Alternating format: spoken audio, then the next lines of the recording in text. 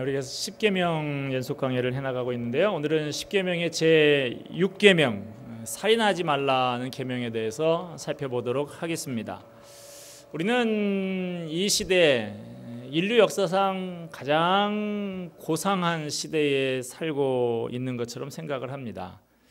물론 예전보다는 사회 각 분야에서 인권이 신장이 되고 있죠. 그럼에도 불구하고 아직도 여전히 인간을 학대하고 생명을 경시하는 풍토가 버젓이 존재하고 있습니다. 언론을 통해서 거의 날마다 살인, 강도, 폭행 사건들이 연이어서 보도되고 있습니다. 최근에는 심지어는 부모가 자기 자녀를 살해하는 이런 일들이 연이어 많이 알려졌죠. 그게 어디 인간이냐? 나 같은 사람하고는 상관없는 일이다. 그렇게 생각하실 수도 있죠. 그럼 이건 어떻습니까? 우리나라에서 한 해 동안 태어나는 아이가 대략 50만 명 정도 된다고 그래요. 그런데 정확한 통계는 없습니다만은 많은 사람들이 이야기하기를 태어나는 아이의 숫자보다 더 많은 아이들이 낙태 수술로 죽임을 당해서 버려진다라고 하는 것이죠. 이런 시대를 살아가는 우리에게 꼭 필요한 계명이 바로 이 6계명, 살인하지 말라라고 하는 계명입니다. 뒤에서 좀 더 자세히 살피겠습니다만 이 6계명은 단순히 육신적인 살인 행위를 금지하는 말씀으로 그치는 것이 아닙니다. 소극적으로 사람만 죽이지 않으면 되는 것이 아니고 적극적으로 사람을 귀히 여기고 소중히 여기고 살려내는 그런 사람이 되라라는 말씀입니다. 그래서 저는 사람을 죽이지 말라라고 부정적인 명령으로 된 이 말씀을 긍정적인 형태로 바꾸어서 사람을 살려라라는 오늘 설교의 제목을 삼아 봤습니다. 이 시간 이 말씀의 의미를 다각도로 살펴보면서 우리 자신부터 정말 사람을 귀하게 여기고 사람을 사랑하고 사람을 살려내는 사람들이 되기를 바랍니다. 자, 하나님께서 살인하지 말라라고 하셨는데 이렇게 명령하시는 이유는 그만큼 하나님께서 사람의 생명을 고귀하게 여기시기 때문입니다. 사람이 그만큼 가치 있고 존귀한 존재다 하는 것이죠. 여러분, 사람이 왜 귀한 존재입니까? 흔히 한 사람을 평가를 할 때, 그 사람의 가치를 평가할 때 그가 가지고 있는 조건들, 학벌이라든가 재산이라든가 능력이라든가 이런 걸 가지고 평가를 합니다. 그러나 따지고 보면 그런 것들은 모두 본질적인 것이 아니죠. 일시적인 것들입니다. 변화무쌍한 것입니다. 돈이라고 하는 것 있다가도 없고 없다가도 있는 것이다. 그렇게 이야기하지 않습니까? 돌고 도는 것이 돈이다. 그렇게 말하지 않습니까? 능력도 마찬가지죠. 어제까지는 대기업의 유능한 직원이었지만 오늘은 동네에 별로 할 일이 없는 아저씨로 되어 있는 분들을 저는 많이 알고 있습니다. 그러므로 사람이 가진 가치를 그가 가진 조건을 가지고 생각하는 것 잘못된 것이죠. 그러면 성경은 사람의 고귀함에 대해서 어떻게 말하고 있습니까? 첫째로 사람의 생명이 고귀한 것은 하나님께서 자기의 형상대로 사람을 지으셨기 때문입니다. 창세기 1장 27절 말씀입니다. 하나님이 자기 형상 곧 하나님의 형상대로 사람을 창조하시되 남자와 여자를 창조하시고. 창세기 1장 2장에 보면 태초의 창조의 장면이 기록이 되어 있는데요. 우주 만물을 하나님께서 창조하시는 가운데에 단연 인간의 창조 기록이 두드러지고 있습니다. 다른 모든 것들은 하나님의 말씀으로만 창조했어요. 그런데 인간은 하나님께서 친히 흙을 빚어서 그 코에 생기를 불어넣어서 만드셨다라고 말씀하고 있습니다. 인간만 다르다는 것이죠. 하나님께서는 하나님의 형상대로 사람을 창조하셨습니다. 온 우주 모든 만물을 하나님께서 지으셨지만 그 만물 중에서 하나님의 형상대로 창조되었다라는 존재는 오직 사람밖에는 없습니다. 그래서 사람은 다른 피조물들과는 피조물은 피조물이지만 비교할 수 없이 존귀한 존재다라고 하는 것이죠. 사람은 하나님의 형상대로 지음받았기 때문에 하나님을 닮은 특성들, 그 인격을 갖추고 있습니다. 그래서 하나님과 교제할 수 있는 유일한 존재가 사람이에요. 하나님의 마음과 뜻을 헤아려 알고 그 뜻을 펼쳐 나갈 수 있는 것, 오직 사람만이 그렇게 할 수 있는 것입니다. 하나님의 형상이기 때문에. 시편 8편에 보면 인간의 존귀함을 시인이 이렇게 노래를 합니다. 사람이 무엇이기에 주께서 그를 생각하시며 인자가 무엇이기에 주께서 그를 돌보시나이까. 그를 하나님보다 조금 못하게 하시고 영화와 존귀로 관을 씌우셨나이다. 우리 하나님께서 사람을 만드실 때 이렇게 하나님보다 조금 못한 그런 영광스러운 존귀한 존재로 하나님의 형상으로 만들어 주셨다라고 하는 것이죠.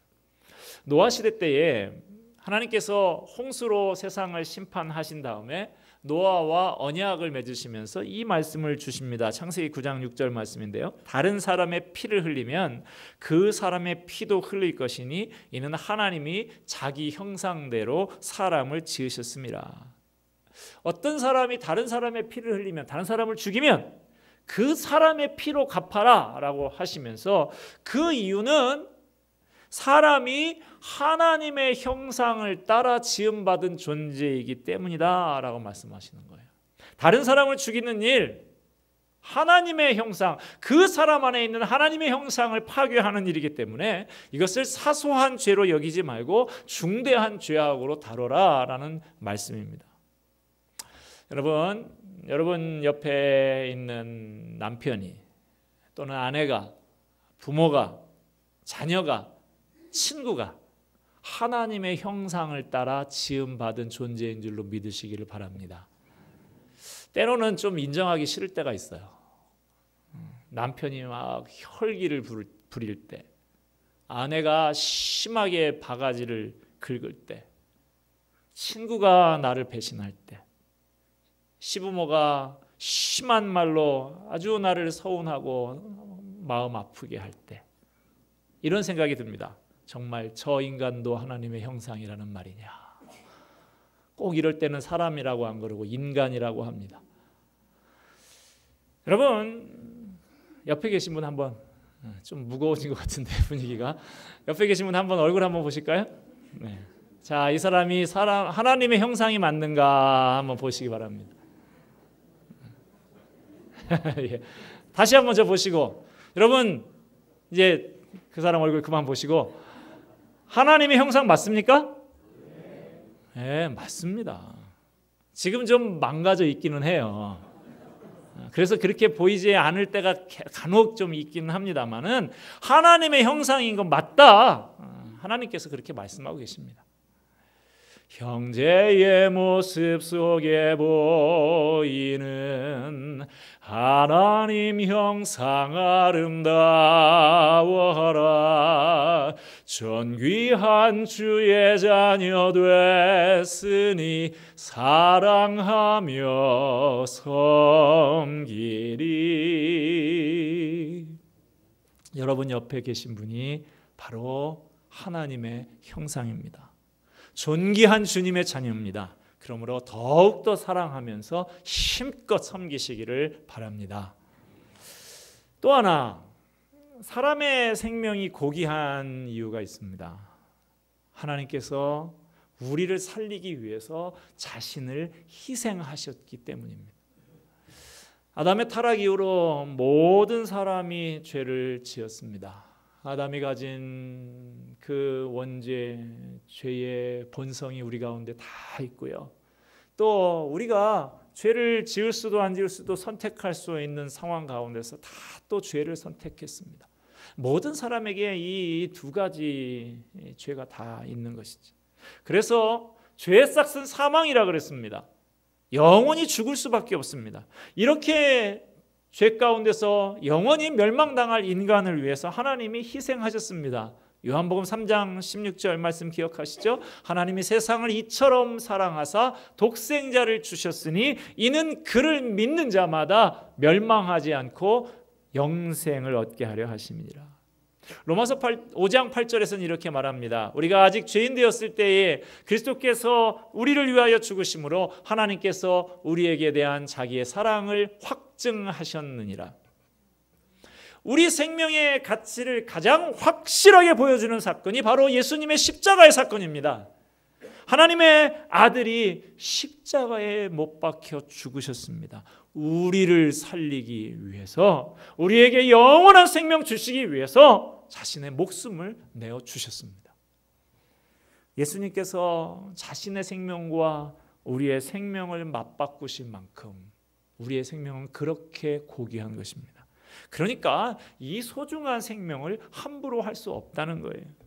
우리의 생명은 하나님께로부터 주어진 것입니다. 생명의 주인은 하나님이십니다. 그러므로 내 생명이든 다른 사람의 생명이든 가볍게 여겨서는 안 되는 것입니다. 인간은 자신의 생명이건 다른 사람의 생명이건 마음대로 좌지우지할 그런 권리가 없습니다. 자, 그러면 여기서 살인하지 말라고 하는 이 제6계명의 말씀을 우리의 삶에 구체적으로 어떻게 적용할 수 있을까 생각해 보도록 하겠습니다. 오늘 좀 딱딱할 수도 있는데요. 이 살인하지 말라는 부분에 생명윤리에 관한 부분들을 다루지 않을 수가 없겠더라고요. 먼저 이 사람의 육체를 박탈하는 직접적인 살인행위 물론 하지 말아야 됩니다. 앞에서 좀 말씀을 드렸습니다만 현대인들이 대표적으로 범하는 살인행위, 살인 이런 거하고는 나하고는 상관없습니다 라고 생각할지 모르지만 낙태, 이것은 대중적으로 많이 자행되고 있는 살인행위입니다. 앞서 말씀드린 대로 우리나라만 해도 태어나는 아이보다 뱃속에서 죽임을 당하는 아이가 더 많다는 것이 공공연한 사실입니다. 낙태를 서슴지 않고 행하게 되는 가장 큰 이유는 낙태를 그저 혹 하나 제거하는 그런 간단한 수술로 생각하기 때문이죠. 하지만 태아는 수정된 순간부터 독립된 인격과 하나님의 형상을 가진 생명이라는 사실을 잊지 마시기를 바랍니다. 시편 136편에서 시인은 이렇게 고백을 하고 있습니다. 주께서 내 내장을 지으시며 나를 모태에서 만드셨나이다.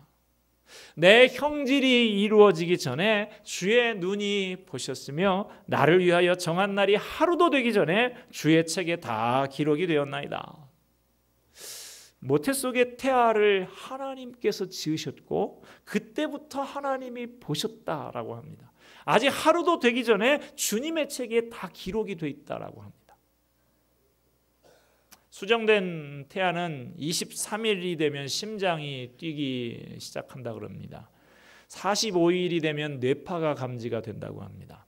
12주만 지나면 모든 몸의 형체가 지금 밖에 나와 있는 사람하고 거의 다름없이 다 형성이 됩니다.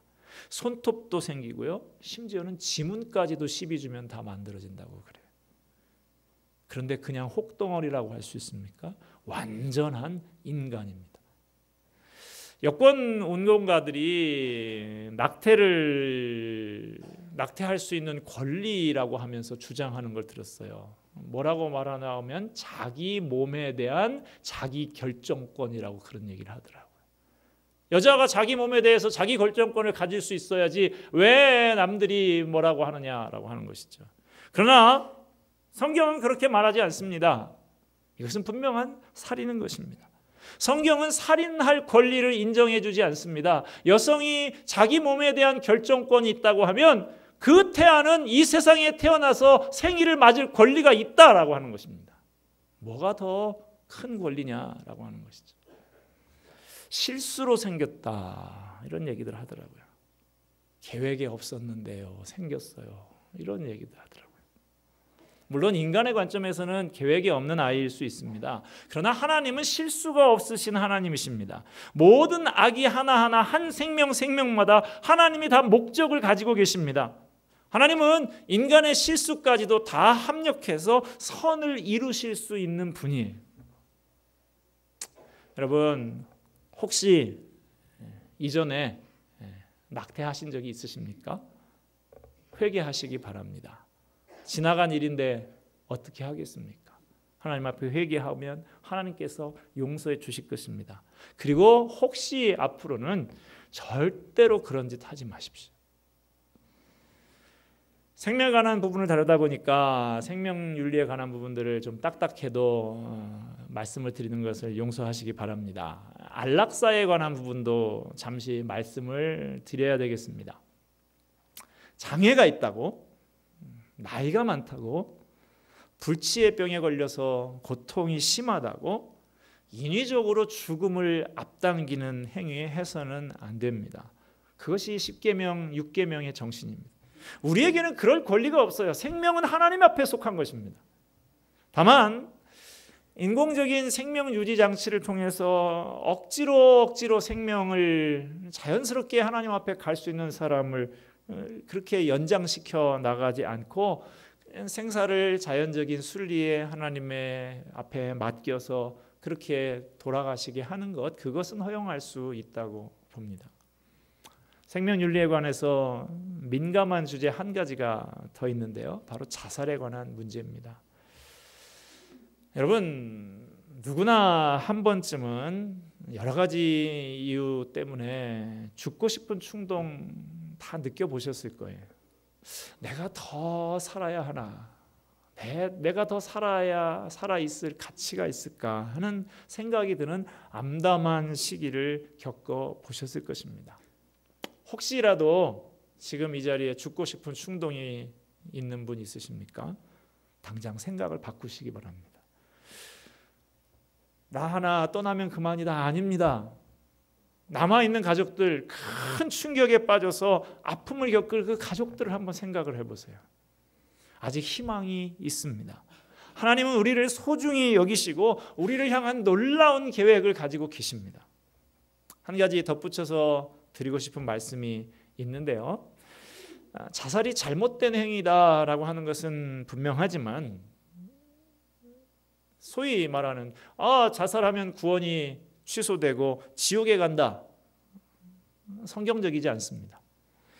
성경은 예수님을 믿으면 구원받고 천국에 간다고 합니다. 어떻게 죽었든지 예수 믿으면 구원을 받고 천국 백성이 되는 것이죠. 자살은 보통 어떤 경우에서 이루어집니까? 정신적으로 허약한 상태에서 결행되는 경우가 많이 있죠. 그래서 윤리적인 관점에서 이것을 접근하기에 앞서서 정신질환 치료의 관점에서 접근할 필요가 있다는 점을 말씀을 드립니다. 혹여나 가족 중에 충격적인 일이 생겨서 슬픔에 잠겨있는 사람에게 경솔한 소리를 해대면서 그렇지 않아도 마음이 아픈 그 사람들을 더 마음 아프게 하는 일이 우리 가운데는 없기를 바랍니다. 살인하지 말라라는 이 계명, 여기에는 직접적인 살인만 해당하는 것이 아니라 간접적인 살인 행위도 해당이 됩니다. 간접적인 살인 행위 어떤 것이 있을까요? 마태복음 5장 21절 22절에 보면 예수님께서 이렇게 말씀하십니다.